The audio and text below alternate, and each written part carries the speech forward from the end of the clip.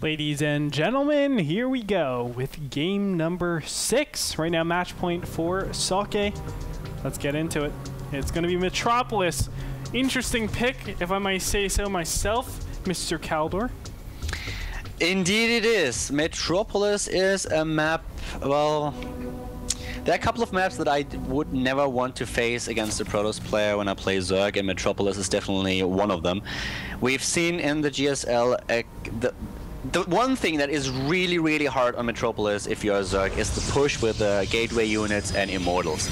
It is just so hard to stop. The way that Metropolis works is that of course you need to get your 3 bases because the Protoss player will be on 2 bases. It's very hard to establish a second base due to the rocks that you have and the wall in, so you can just wall off very easily, take the second base.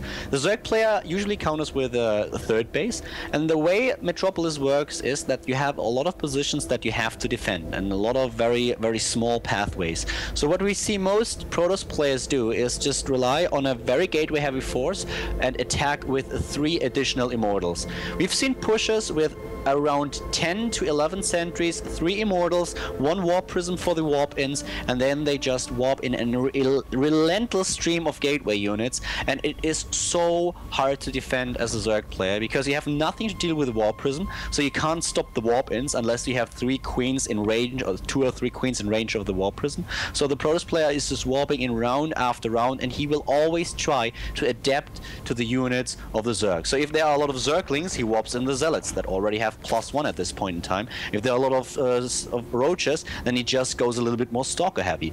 And I'm really curious to see how Sheth is trying to defend against it, because as I said, most Zerg players have a really hard time on Metropolis against this build, and I would be very surprised if Socke would do anything but exactly this particular strategy. Yeah, and what do you actually do? You can see that the pylon block is going to start off right here. Do you really want to take your 3rd over here? I mean, this is really far away from your main. So even I think like 4 gate pressure, that's going to be a really good, strong way to open this out and just punish your opponent for having such a crappy creep spread. I mean, really, you can't have a good creep spread in this position. So, you know, all these components lead to a lot of problems for Zerg. And let's be honest, if they can weather, if they somehow can weather that storm, maybe Metropolis turns out to be a pretty decent map, because maybe if mutas come out, you can do a lot of damage. Obviously, mutas are super efficient at taking advantage of large areas, large spaces, so they can go and kill your 3rd, kill your natural, whatever it might be. But even getting to a point like that feels so difficult for Zerg. I'm wondering how Sheth is going to play this out, and look at that, he's just going to go for the regular standard. Quick 3 bases, 4 minutes and 15 seconds, just around there. Yep. And by the way, a little bit surprised that he's not attacking the rocks. That's what you usually do as soon as you take the 3rd. Yes. But you're right. If you are able to defend against the first wave of attacks, then usually this evolves into a kind of a late game. Recently I've casted in the GSL in Code A, I've casted Shigua, the Chinese Zerg player, against Killer, and we've seen a match on this map. Oh, a couple of Zerglings getting into the main base, by the way. It shouldn't happen. Not going to be a really big deal, but at the same time it needs to send a unit in as fast as possible to take down the Zerglings. But as I was about to say, Shigua played against Killer on this map, and Killer made a couple of mistakes. He lost his warp, he showed it too early, and he lost his warp prism to the queens of his opponent, something that should not have happened and could have been easily avoided. But this was the key how Shigua could defend against it, and from this point on, it was just such a hard battle for for Killer, because Shigua just went to a 4th base, he had suddenly Mutalisks, and it evolved into this really late game. So you are perfectly right, Gretorp, when you mentioned that if you're able to withstand the first storm, the gameplay changes dramatically. And I'm a little bit surprised to see how much damage Sheth deals with those few Zerglings. Yeah, he was able to kill a single probe and actually stop mining for a little bit. So yeah, he killed 2. He killed 2 probes and stopped mining. Yeah, so that's a little bit odd. That should usually not happen. So Sheth doing a little bit more damage with this 3 Zerglings that I expected him to do. At the same time, we don't see the robotics just yet. Where is it? No. Ooh. Oh, he's getting a second gate. Now he has enough gas. Okay, so this is where I'm going to question a little bit, because he did go for the very fast +1 and warp gate. I don't mind warp gate as much. I think you should prioritize the robotics bay or robotics facility over the +1. That's going to be key, because getting that immortal count out really fast. I shouldn't say the immortal count. The warp prism out ASAP is a must. He's too late already. Excuse me? He's already too late. Oh, yeah, he's not doing the build at all. And this is going to be your standard gateway pressure. And it's not actually, I mean, it abuses this area where Protoss can kind of like congregate and then attack either the natural or the third. But I think Zerg will be able to go back and forth pretty efficiently. You just have to be careful for this main. But, you know, I don't think it utilizes the fact that this main is super, super open and you could warp prism in the back here. So definitely a main component is going to be cut out of Socke's arsenal when he's doing this gateway pressure. Even if he goes, I don't even think he's doing gateway pressure, Khaldor. This is just very, very odd. It's like the god of StarCraft gives Protoss this map against Zerg, where he says like, okay guys, in case you have a problem against Zerg, I give you Metropolis because it's so strong that you just can't lose on this map, at least right now, until Zerg players figure out a way how to deal with it. And Socke is just like, nah, I don't want it. Well, and I don't know why, because, well, he's attacking the third and he was nearly able to take it down. But this is so much easier to defend than the actual pressure play that we've talked about earlier. Now we have the robotics, but it's so late already. And even if you know as a Zerg player what's coming, and you usually do, it is so hard to defend. So Socke is now so far behind. His whole tech and everything is so late, and I think Sheth is in a position where he just sits in front of his computer and he's like, why did that happen? Where are the immortals? Where's the warp prism? A lot now of force going burned here. Yeah, and he killed some sentries as well. Did he kill any sentries? I think he killed one. I might have been mistaken, but well, at least he forced energy and everything. He got in there. I'm really at a loss of words. I have no idea what Socke does right now. It's a huge mistake in my opinion. That is so many force fields that he's burning right there. It really diminishes the effectiveness of these sentries as soon as he gets to his opponent's base. Now, see, I didn't mind the 4-gate as much, but you have to make sure you're doing a lot more pressure than that. Chrono Boost needs to be allocated. You're doing basically a very, very, like, you're gunning for those 4 gateways. You have to get them out as fast as possible and do a lot of damage while that creep spread is not connected, while the back rocks is not connected. And he obviously was not able to do nearly as much damage, I think, than he should have. So here we are right now, and Sheth is going to be in a great position, as we were talking about before, even though all these... Oh my god.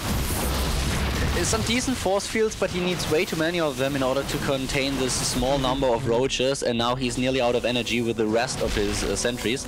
So I have to say that Socke is in a very, very bad position now, and for this push you need the immortals. There is a reason why every Protoss player in the GSL on this map against Zerg is using this build.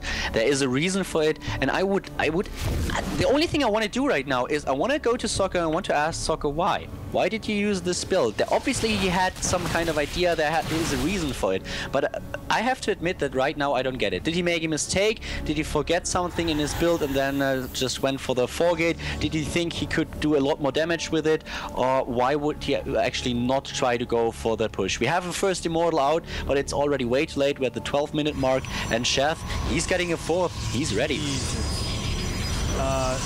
Socke is up to... How many gateways is this? That's 11 gateways off of 2 base. Yeah, he's going all in now. He can only get gateway units. That's the only thing. There is no way you can transition from the position he's in. He needs to go for an all-in gateway attack. That's the only fighting chance he has. Well, there you have it, ladies and gentlemen. I mean, Socke, and he's right now half... he's going for an expansion. This is going to be hard. Really, really difficult. This is going to be... He's actually trying to kill that hatchery. Now, see, the 4-gate pressure, I don't think it was that bad if he killed the hatchery. If he kills the hatchery, then he's in a kind of a good position. Gretorp, another fight, and here we go. Zerglings trying to cut the retreat path off, and they are able to do it. The Immortal is gone, and now he's going up the ramp. No force fields for Socke. He's losing this battle. He is losing his sentries. He's losing everything he has. There it is. Stalker's down. Sheth streaming in, doubling, nearly tripling the supply of his opponent. And even though there are a bunch of sentries dropped with a warp prism at the top of the map, we have Socke now in a very, very bad position, about to lose his natural, and still he's up against 4 bases. A little bit of dance, making a little love, but he's not getting down tonight. There it is, GG.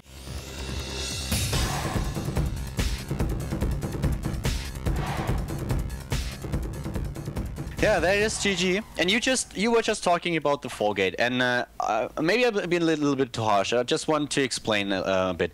You're right. If he uses the 4-gate, it's not like it's weak. This 4-gate is definitely something that you can use, and if you kill the 3rd base, obviously it's a good position to be in. But the problem that I have with the 4-gate is that I feel, as you said, it's not bad, but on this map, on Metropolis, there's a reason why this build with the Immortals is so strong and why every player is using it. It is because it is so strong. And so far, I have not seen a lot of Zerg players who have been able to deal with it, who have been able to find out something that they can do in order to not only beat it, but after beating it, after defending against it, be in a position where they can try to apply some pressure on their own. So that's the one reason why I'm maybe a little bit too agitated about it. Like, I feel that Socke could have done, even though he did not bad, he could have done so much better. Maybe it's just like, I'm German and I'm rooting a little bit. I want him to perform at his best. Are you saying you're biased, Khaldor? Is that what you're saying? You're bias casting here at the NASL? It's actually a beautiful position for me. I'm biased to Socke because he's German, and at the same time I'm biased for Sheth because he's a Zerg, so win-win. That's cheating, man. Yeah, I mean, 4-gate, let's be honest, when we think of 4-gate, okay, especially when you're doing an expansion 4-gate, it's not really a big deal with the positions. It doesn't matter where your opponent is, you know, particularly on this map, the 3rd is cut by the, you know, there's not a lot of, well, actually, there's a lot of space between the natural and the 3rd, so 4-gate can work really well. However, why does Immortal work so well on this map as opposed to other maps? Is because it's so far apart. So theoretically, all-in shouldn't even be an option for Zerg. So I really like Immortals on that particular map just because they're empowered. You can go Immortals. You can go a quick robo into Immortals, and it's a very, very powerful. So yes, I have to agree with you. 4-gate is still good, especially on that map. It's still good, but there are better options. It's just like, why go Vikings when you can go Ghosts that deal 45 damage against Broodlords? Yeah, exactly. And you can pull it off, so why not do it? But on the other hand, when I saw that we are on Metropolis, I was like, well, this is just so disappointing. It's such a great series, and now the last map is going to be Metropolis, and Socke is to like 90% going to win this map with the Immortal push. And suddenly we are in a position where the series is tight again. We are going into an ace match, Gretorp. How good is that? This is the first time in the NASL Sunday Showdown history that we've actually gone to an ace match. All 6 weeks, this is the first time. So let's go ahead and check it out after the break, ladies and gentlemen. Game number 7 between Sheth and Socke, the battle of the ages. We'll be back with the final match after this break.